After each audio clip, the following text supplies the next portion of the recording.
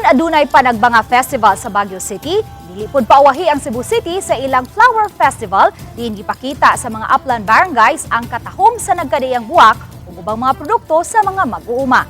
Kini ang atong sudungon sa report ni Alan Domingo. 12 ka mga floats nga napuno sa nagkadaiyang matang sa mga buwak ug uban pang mabulokong dayan-dayan ang misalmot sa panindotay atol sa tinuig nga Cebu Flower Festival. Nagtigi sa panindotay ang mga payag-payag nga gibutangan sa nagkadaiyang produktos bukid.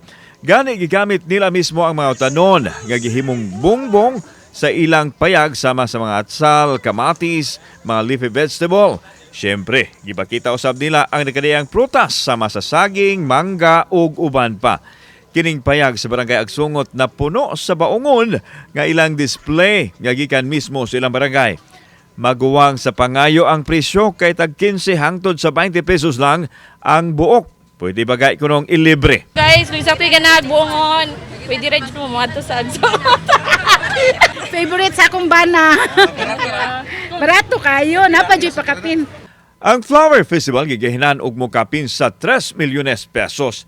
Pagpakita kiniusab sa kaabunda sa produkto sa mga mag-uuma sa kabukiran sa Dakbayan sa Sugbo. Invite na to, tulo ka adlaw nga to ang celebration karon, Flower Festival 2024, gikan sa karong adlaw, Miyerkules hangtod sa adlaw nga Biyernes. Kauban si Clover Lumayag, ako si Alan Domingo.